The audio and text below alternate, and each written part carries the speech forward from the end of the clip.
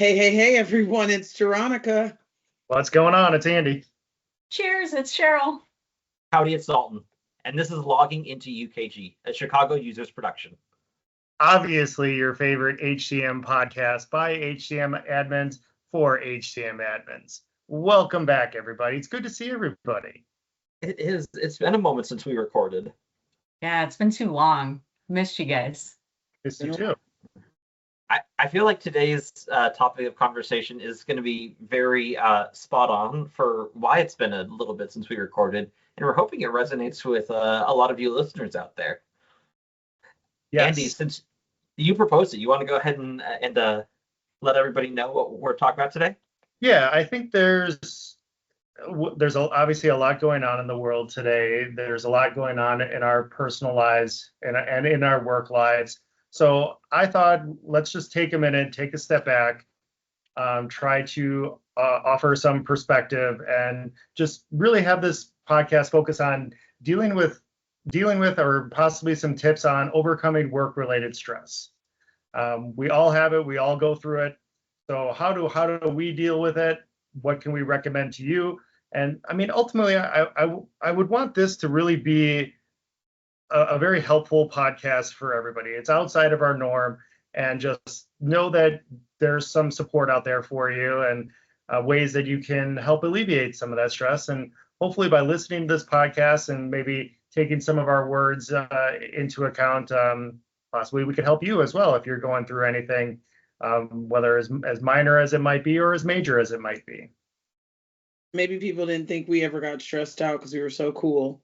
But the reality is we do. I'm just saying. I like that theory. Yeah. They thought like we're just always happy. No, we are not. Always, we're all human. Yeah. And I think that's a valid point. Sorry. Where it's good to talk about it, because if people think you've got, you're cool all the time, and it's like, no, I'm in the same boat. It's good to have that conversation. Dalton, go. No, I was just going to say, Veronica said we're all humans. And I said, well, sometimes I'm a human. And sometimes I'm a ball of stress masquerading as a human. It depends on the day. Good point. Now, Cheryl, Dalton, let's not stress each other out in this episode. You couldn't wait to say that. I know it. Each other's hands flailing. Cheryl's already. I talk with my hands. Yes, above your head all the time. All above my head. They never go right here. They're just up here like you're flying robot. I mean, I'm directing traffic here. Yeah. I like it.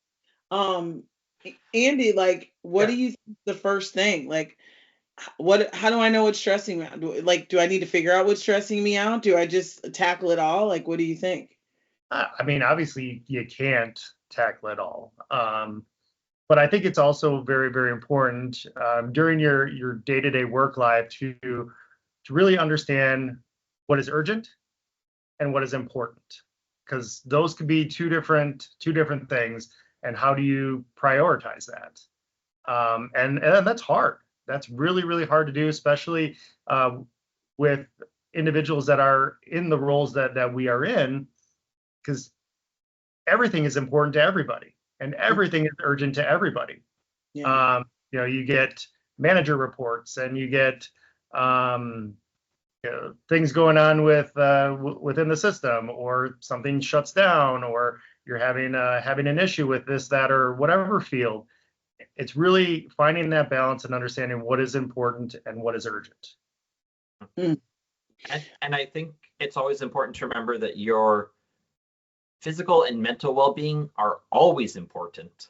Absolutely. And should stay on that list. That should be a permanent fixture on your important list. I love self-care. Dalton, I would agree. And I know that there's a lot of organizations out there that, in their values or in their mission statements, it's all about having a good work-life balance. But is it really? Is that truly a value to your organization? Stressing me out about that you're saying that, because it's so true. Because if it is, then people feel it. If it's not, people are going to feel the opposite, and you look foolish doing it. You guys don't know, maybe this is what I needed. I was trying to avoid this one because I'm having the worst week of my life, probably the worst month. And this like just the fact that you said that, that's so real. Like it's so real. Like you can say, my mom always says you can make your mouth say anything, but it's how you show up. And if you are a stressor of someone, like, right, we can create and be in situations, and we do have to identify what stresses us. But if you realize you need to start wondering, are you the common denominator? And that could be the person that's always getting stressed out, but that also could be the person that's creating the stressing, right? And I think that you said it. Like the organization is either that type of organization that's people focused and people forward, and they think about work-life balance, and they're able to identify when their employees are maybe getting burned out or having an internal struggle or having a conflict internally, be it, with a coworker or on a project or whatever it looks like. What are you doing to help them besides like, oh, it'll get better, oh, just hang in there, oh, that's, like, what are you doing? Like, it's the difficult part. Well, and I think we've covered this before too, where it's not really a balance, it's a blending, because you do stuff on your personal time for work, and during work you do personal things. But it's that when leadership helps, if you leave early because you have something you have to tend to for a family member, maybe it's a child, maybe it's a parent, and you're going to log back on at night, you're going to get your work done, but it helps alleviate that stress. If something needs to be done, you'll get it done when it needs to get done. If it can wait, or you have that conversation, and I've had that conversation with my manager before, like, I have this many things going on, can I move to these projects? Maybe I need an extra week or something. But you have that conversation, but if leadership doesn't support you, that's hard. I want to address something that you just said. I was waiting. I saw both your faces go with that. I was watching him because he was like, why do we have to feel that way? Woo! If we have that appointment, if we need to step away, why is it guilt? Is it, I don't know, some sort of empathy? Is it why do we have this feeling that we need to log on after hours in order to get things done? And let me reframe that. If I go, because a lot of times my kids' sports, someone might be running at 4:00, or I've got my older kids in braces, and the orthodontics appointments are all during the workday. There's nothing during after hours or on the weekend.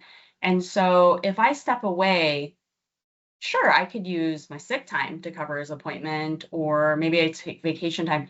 But instead of doing that, I take time out of that normal working day. I'm going to put normal in air quotes, right? And I'm still going to do my time, but it's on my own time. So if I know that I need to get something done and I want to go watch my kid run, I'm going to go watch him run, and then I'll log back in if it's something that can't wait.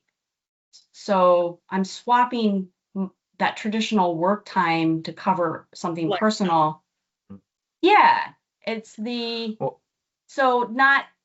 a guilt thing. It's just I will get my work done, but maybe not in that traditional 9 to 5 sense. Do you feel required? What if you miss? I'm sorry, I gotta ask Dalton. Do you feel like you have to?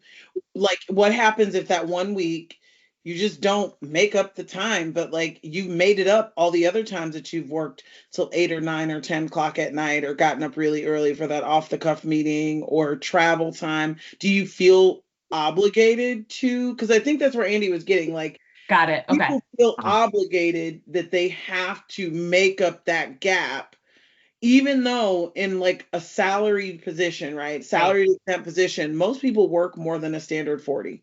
Most of us work a standard 40, more than that. And it doesn't need, because there's times, I work for a global organization. I log in early and I might log out later on that day, but then maybe 2 days later or a week later, I'm needing to leave 2 hours early. So it balances out. And no, it's not I'm tracking what was an hour today, so I'm going to log in an hour later. It's based on the work, because that's it. Most of us are exempt, so we get paid for the work we do, not the hours we put in. It's just nice to be able to own our own hours and our time and be able to work our schedules. That helps with the stress.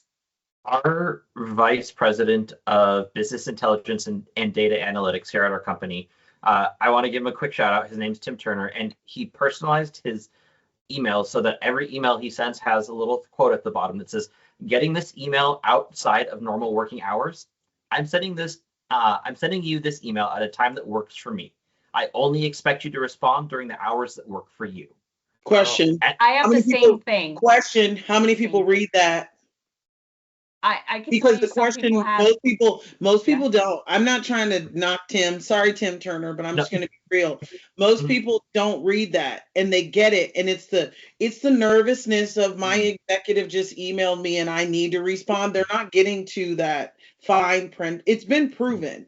They're not getting to the fine print. They just aren't. They're going, "Oh my God, I seen Joe Smith's email come across and it's a Saturday. I'm at the park with my wife. What does he want?" Yeah. Well, I think it's one thing to have that in there. I think it's another thing for the person to go ahead and believe it and tell you that and be upfront.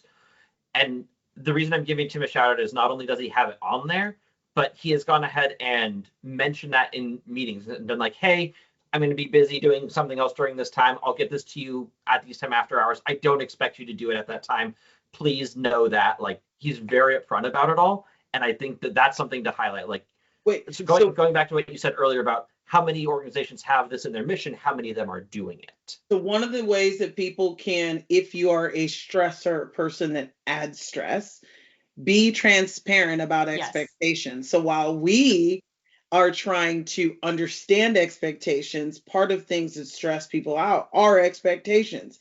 And that's kind of what we're all talking about. Expected to log on if you miss an hour, expected to do these things.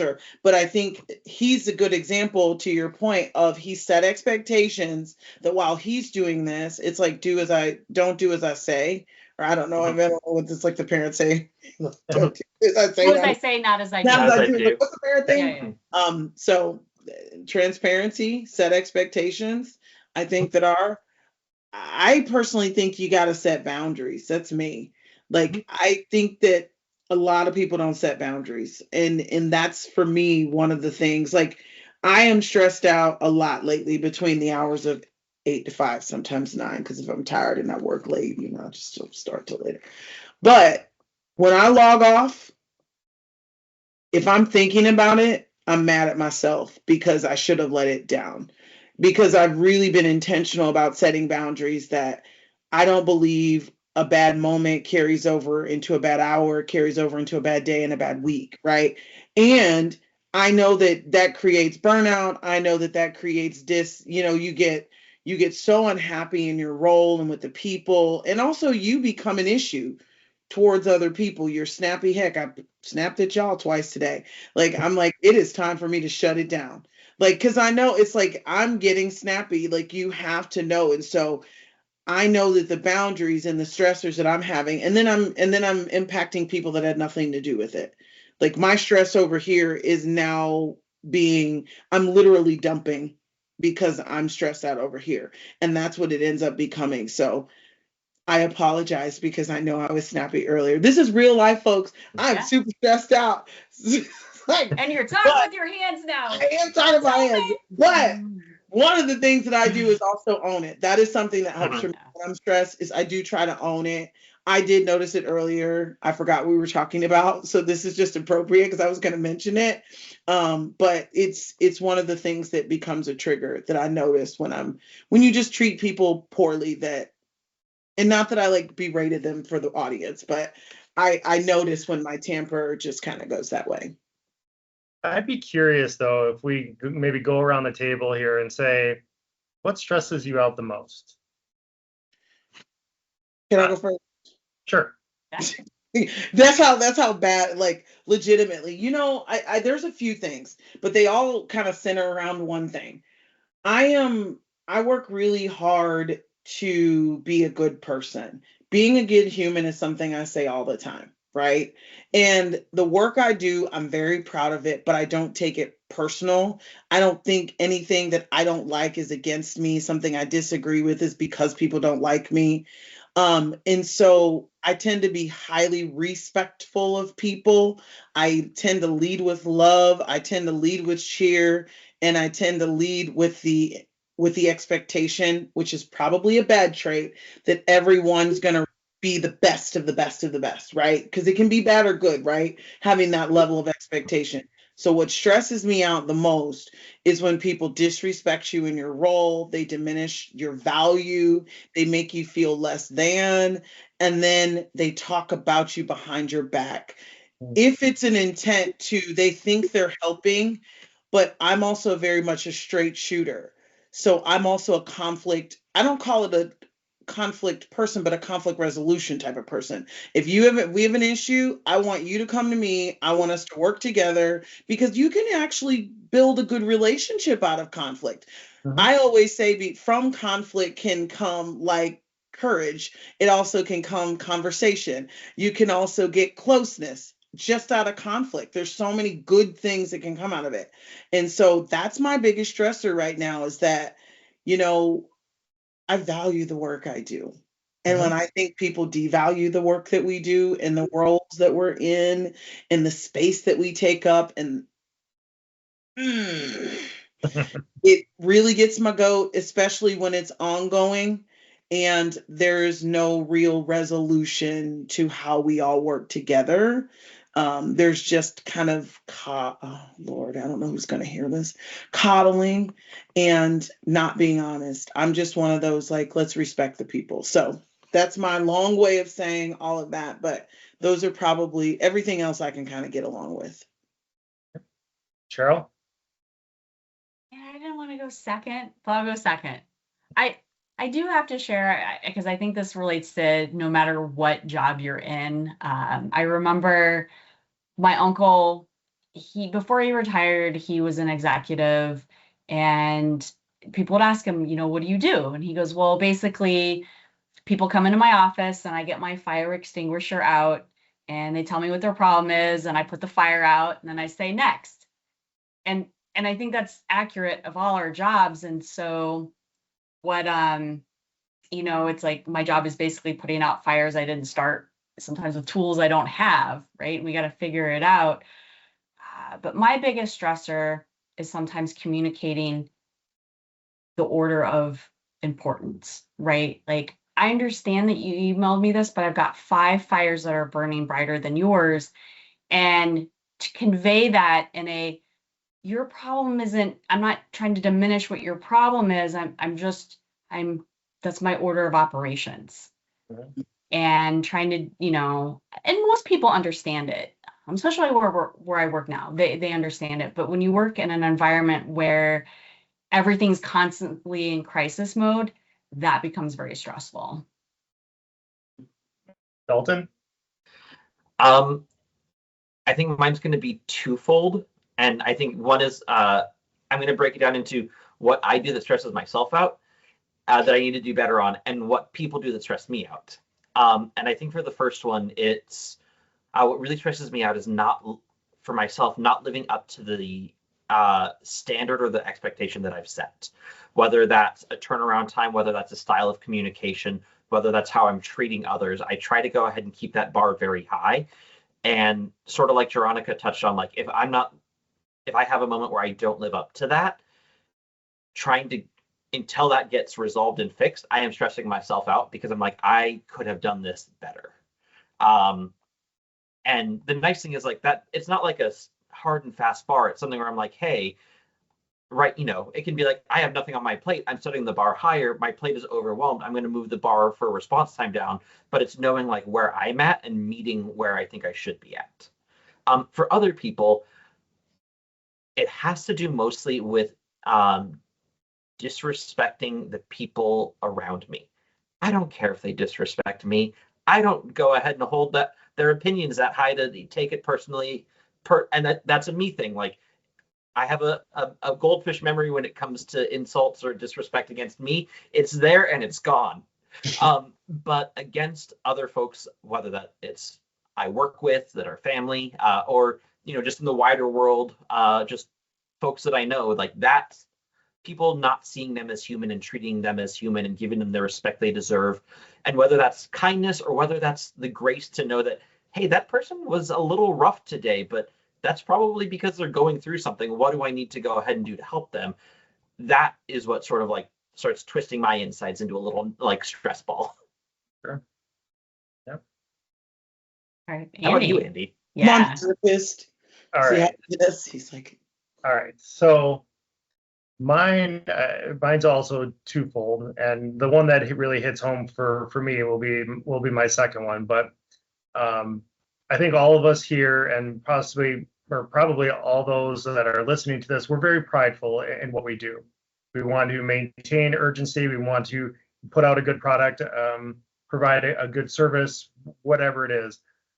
There's pride in that. And when your pride is ever questioned, or when your pride is questioned, that's a stressor for me.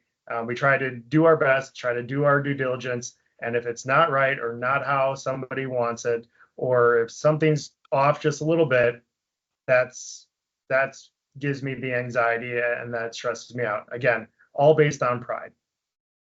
The other one is my biggest stressor, and unfortunately, and I think this goes back to setting boundaries, Veronica, I don't take a lot of vacation. I don't go anywhere. I don't do a lot of things, and I think that really sucks. I hate that I have to put my family through that, because I want to be there for vacations and fun things and do things with my kids and not have to worry about work, or not have to come back to 400, 500 emails. And that anxiety and that stress builds and builds and builds to the point where you're taking your laptop on vacation with you. You're checking in regularly, and sorting through all that. People reach out to you while you're on your personal time, and it affects who you are as a human being. It affects who you are as a family member, and it affects how other people around you. And that stresses me out to the point where, again, if I go on vacation, I feel obligated to bring my laptop with me and check in. And I know that's not right. I know that's a boundary and kind of a me issue, but there's probably a lot of people listening here where they probably feel the exact same way. And unfortunately, it is the reality that we do live in, but it goes back to what your company values most. Mm-hmm. Man, I feel like you need a hug right now. Hug. Yes. No, but people's companies should be, but like, so we've all talked about it, but how do you relieve it? Like, right? Like, because ultimately there's some level of stress that everybody's going through right now. And there always is. I don't think there ever will be. Some are higher. I think some are I think Andy and I are probably swimming in the same stress pool right now. And we're high. Our stress level seems to be higher than of our two counterparts here, which it goes in waves. Because I've been on calls where I'm like, the other folks are like, their heads are on fire. But what do you guys do to try to relieve some of your stress, or to, be in a better place or whatnot? Do you have any tips? Well, and I want to go ahead and sort of break that down into two parts real quick, because I think that, at least the way I see it, there's sort of two ways to deal with it. And one has to do with addressing the stress causers and like confronting the stress head on. And the other one is, hey, I'm taking a break from that. And what other things am I doing that go ahead and help bring me down to a normal level? So like, there's the things that tie to it and the things that don't. It's sort of the two categories that I see. And I think that addressing those separate, like addressing each category might be a good way to do it, because we might have different ways of doing it. Well, tell us your tips. You gave us some categories. What's in your categories? So for that first one, that dealing with the stressors, I do want to go back to what you said earlier about open communication. I find that really helps with a lot of it. Personally, just being able to go ahead and say, hey, this is where we're at with this project, and it has to go on hold because this doesn't have the same level of urgency that this one does. If you need, if you have a problem with that, please do talk to this leadership person who has decided that this other project is higher than yours. But that open communication, I feel like if everybody's on the same page, it's hard for them. Like, they might not always like it, but it relieves, I think, a lot of the expectations on you. So I found that very useful for the addressing the stress part of it. On the other side, there's sort of two things that I would say. One is find some time to get outside. I am not very good at that, but I have found that, and I don't mean just like away from the computer and do something inside. I mean literally outside, because there is such a break between our days at the computer doing work and our days outside, because the computer's not out there. You can go ahead and like really disconnect. And as sort of cliche as it is to say like touch grass, like it's nice to connect with something other than the visual screen in front of you.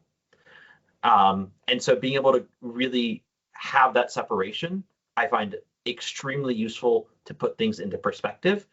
And then the other thing I'll say is make time to do something intentionally fun for yourself. Because I'm very guilty of like, I am stressed. I need to do something. I feel like I should be doing something productive, but I'm not going to. So I'm going to go ahead and spend the next 30 minutes on my phone doing something absolutely meaningless that will bring me no joy and not de-stress me and will just go ahead and feel like I wasted time.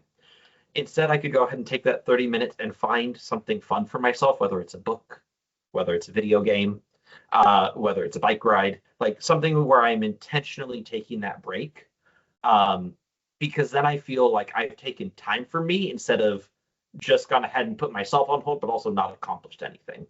Some people like doom scrolling, by the way. If you like it on social media and laughing like at other people, I'm not gonna lie. That might be one of my.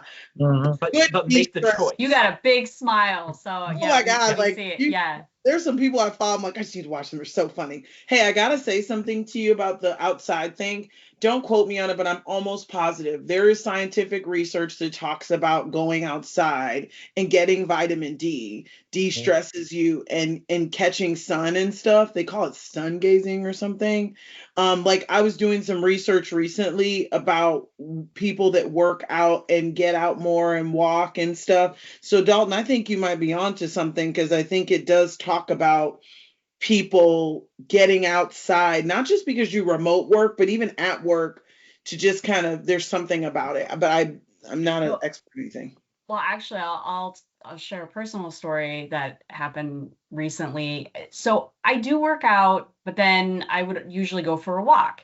And even in the winter time, I would try to get outside and go for a walk. But since January, I have been completely slammed.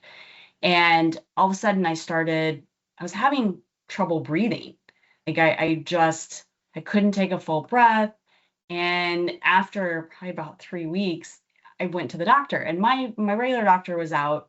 And so I saw the person that was, or the physician that was backing her up, and he comes into the room and he's laughing. And I was like, okay. And so he sits down and he goes, I'll still check you out, but I can tell you right away what's wrong. And immediately I kind of laughed a little bit. I'm like, don't tell me this is age related, right? And he said, no, it's stress. He goes, I have at least one case that comes in per day. It's related to stress. And, talking through my routine, and I realized I wasn't doing that 30-minute walk and how much that time outside helped. And then sometimes I would call family members and just catch up, or might call a friend and catch up. Sometimes I was just listening to music. And as soon as that was taken out of the equation, it actually made things worse.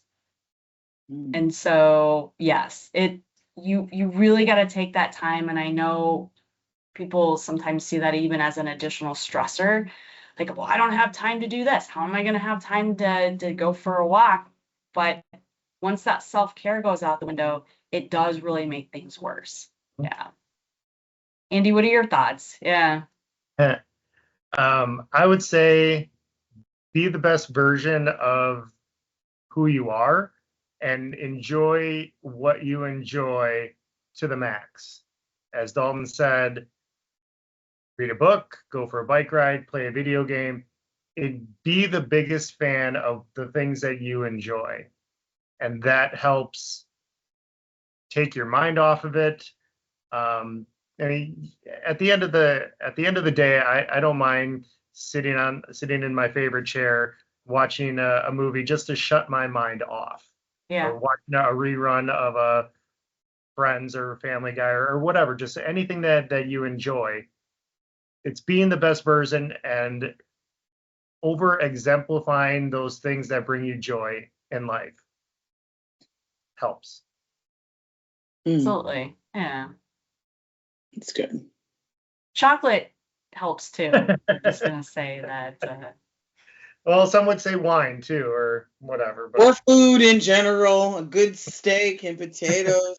And laughing with friends too, right? Like I know sometimes even when we meet, I feel lighter after we've chatted.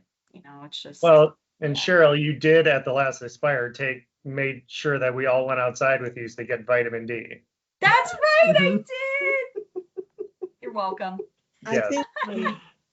I think it's so easy to get caught up. I love all the ideas, and for me, even with work, having my own thing is like my thing. Like it doesn't matter what it is. You talked about reading. Everybody's got their thing, right? But there's something that you have to have that no matter when you do it, it's either a calm sensation or it's a lighter or laughing. And you know when those things don't do that, the things have kind of went too far the other way, right? I'm a self-care junkie. And I think self-care looks like anything. I don't think it has to be like, oh, I went to the spa and then rubbed it. As nice as that is. Like, right? And some people don't like people touching. So whatever, Mm-hmm. that maybe self-care isn't, but maybe self-care is I don't get a chance to walk around Walmart like I did when I was in college. Or maybe I walked around the park, or maybe I just want to go for an ice cream, or maybe I want to go for a drive without my kids or my spouse. Or like you said, maybe I want to sit and watch my show and just watch some reruns. I think that to me, it's that. But the other thing I think that's crucial, especially at work, is communicating that you are stressed out. Because if you show up week in and week out, day in and day out, and no matter what you do, the situation is not getting resolved at some point, because that's like, I'm a very big communicator. Communicating for me is probably my biggest stress reliever is like, I don't hold anything. I'm like, I'm venting and you got it out. Like, and it tries to not be that. And like, that's so important to me is like, to just speak it out loud. Like, I'm not okay. Like, I am not okay. This, like, hello, don't you see the smoke coming out my ears? I know we're getting long on this podcast here, but I just wanted to address this real quick with you. What are your thoughts on people that would say that having that communication or saying that feels like a sign of weakness? Listen, I feel it because I don't like weakness, and I feel like you said that to me on purpose because you was being messy. No. Just because I don't like. I totally feel, but I had to learn a while ago what's weak is allowing myself to break down. That's a personal thing. I'm like Dalton. Like Dalton's like, this is me. This is me. Like what becomes harder for me is I'm not saying you go to the stressor or the aggressor, but find an outlet. Like be careful though, it's not dumping because people are energy, either people reflect energy or consume energy. So you have to be careful with the person that you are sharing that with. But I'm with you. There were years when I felt like, oh my God, if I tell people how I feel, people are going to look at me crazy. But the older I get, my body tells me, I can tell physically when it's impacting me, when I lose sleep, when my body aches. But then also to your point, again, I guess if you just feel like it's weak, I feel, and maybe I'm being like really naive here. Everybody's got to have one person at work. Yeah. I'm not saying they know your every life story, but if you don't have, I ain't telling nobody quit their job. Let me go ahead and say this out loud. This is my disclaimer. But if you walk into work and you feel alone every single day, be it you work remote, be it you work in office, you're hybrid, and you have no other connection point. I go back to what you said about the environment and the culture and the company because people crave engagement and connection. And if I don't have a person that I can call, like Cheryl, be like, oh my God, I just got to tell you, I just had the worst call and it's stressing me out.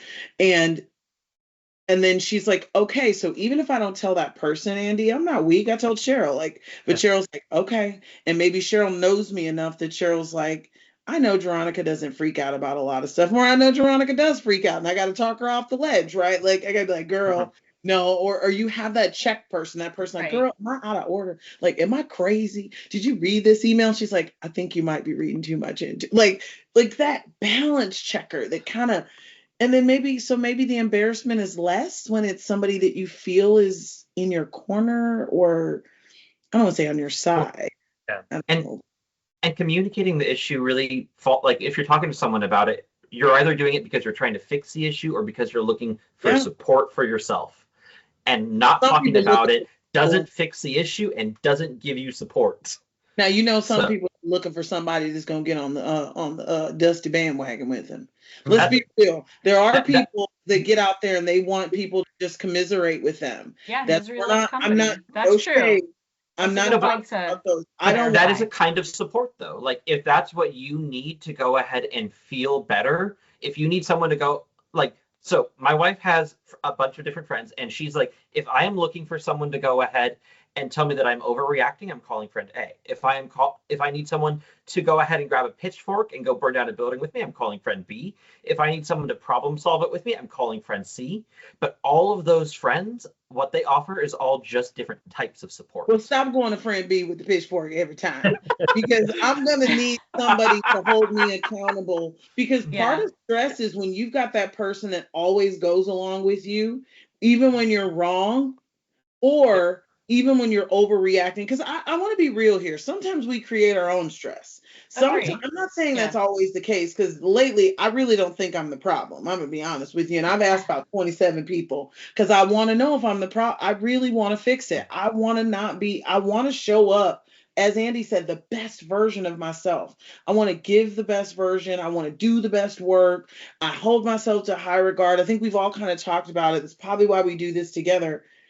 So I don't want you to commiserate with me. I want you to hold me accountable and say, girl, maybe not right. Like you went too far, or like maybe you need to dial it back. But I also want you to say, no, I think you're well and understand. Like, yeah, but take a step back. Like even help me with some tips, because I'm not perfect. So what tips y'all give me? Because y'all know my top is about low lately. So I'm the patient, and listen, I'm the patient, I'm the guest listening. So I'm at work and I'm like highly stressed, and it's interpersonal relationships, and it's people not respecting your position and going around you.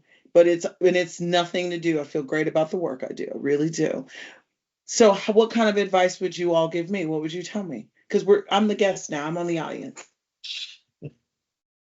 I'm happy to hop in if go for it. We'll jump in after, So like I said, communication's a big thing for me. So what I would say is, do you feel comfortable talking to these individuals?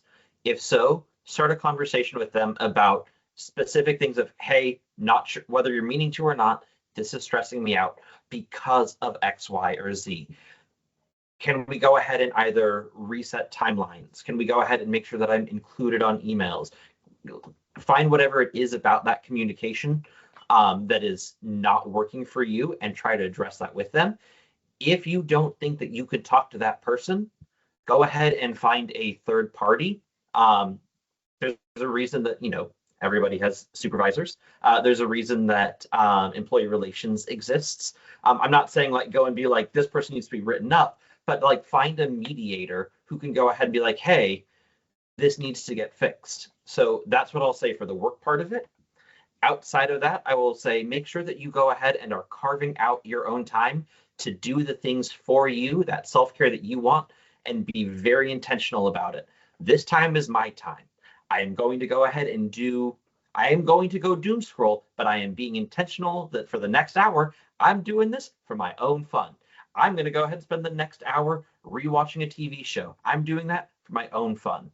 So try to address it either with the person or with the mediator, and then carve out time to go ahead and help relieve that stress in a way that is very enjoyable for you on a personal level that is completely separate from work.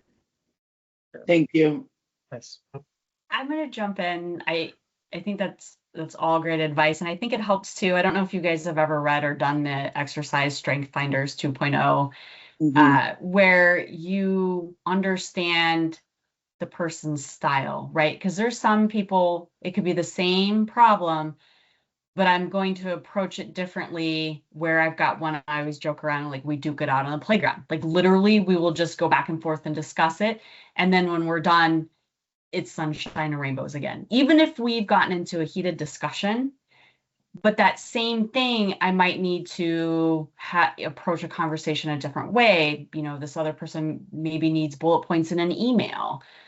So that's worked for me. And in that, you do have to know the person a little bit to go that route.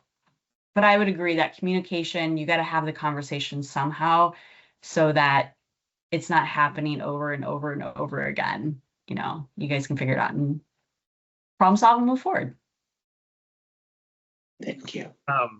I'm probably, what I'm going to do here is, and this might actually be a good segue to get us out of here, but what I want to say, regardless of how you view your company feels about you, you are talented, you are smart, you are powerful, and you are a human being.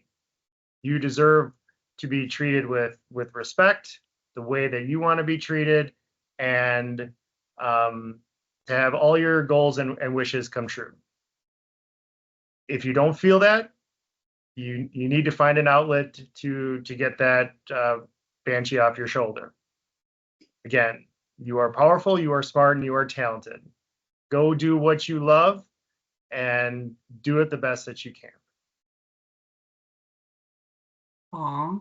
A good way to end. It is a great way to end. Yes. You get the hearts. He does. Can we all give him hearts? How do you give it?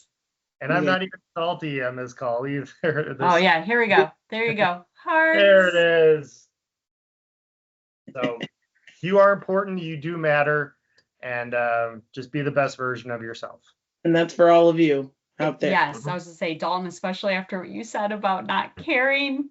And I get not taking it to heart, but also you deserve to be respected as well. Y'all better stop mistreating Dalton over there. Yes. Oh no, they're not. I'm kidding. No. Awesome. It feels weird to ask this after that because I feel like it was such a beautiful wrap, but we do have words of the episode. Andy, do you want to give someone an inspirational word to take with everybody? Yeah, absolutely. I'm going to say for this episode, the word of this episode is empower. I like it. You are empowered to be the best version of yourself. I like that. We came in talking about what stresses us out, and the word of the episode is empower. Thank you. I like it. Does everyone feel a little less stress after this? I gotta go back and check all my emails now that we're done. But hey, you did a good job with this mini vacation, not checking them. There you go. That's we true. are proud of you for that. Yeah. Awesome. Well, for everybody listening, we hope that this has been as helpful for you as it has been for us. We hope that you have a chance to go ahead and de-stress yourselves in your life and hopefully lower the stress that tries to get into your life. And with that, this has been a Chicago Users Production logging out. We love you all and goodbye. Aww.